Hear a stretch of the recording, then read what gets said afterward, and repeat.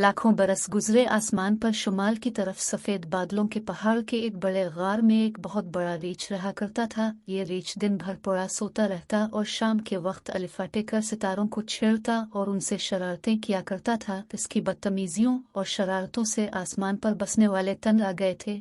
कभी तो वो किसी नन्हे से सितारे को गेंद की तरह लुढ़का देता और वो सितारा कलाबाजियां खाता दुनिया में आ गिरता, कभी वो उन्हें अपनी असली जगह से हटा देता और वो बेचारे आदेर अलिफादेर भटकते फिरते।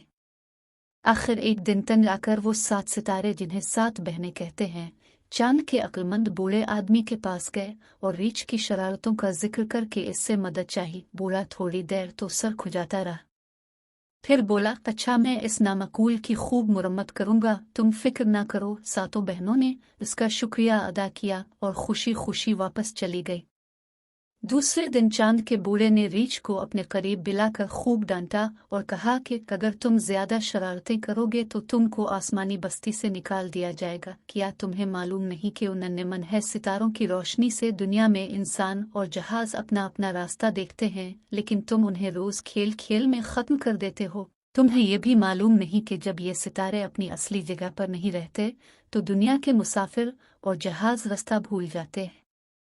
मियाँ रीछ ने इस कान सुना और इस कान निकाल दिया और कहा मार के बोले, मैंने किया दुनिया के जहाज़ों और मुसाफिरों की रोशनी का ठेका ले लिया है, जो उनकी फिक्र करूं। ये कहकर रीछ चला गया। जाने के बाद बूढ़े ने बहुत देर सोचा कि इस शैतान को किस तरह काबू में लाऊं। एक इसे ख्याल आया कि ओरियनदेव से मदद लेनी चाहिए। ओरियनदेव एक ताकतवर सितारे का नाम था जो इस जमाने में बहुत अच्छा शिकारी समझा जाता था और उसकी ताकत की वजह से इसे देव कहते थे।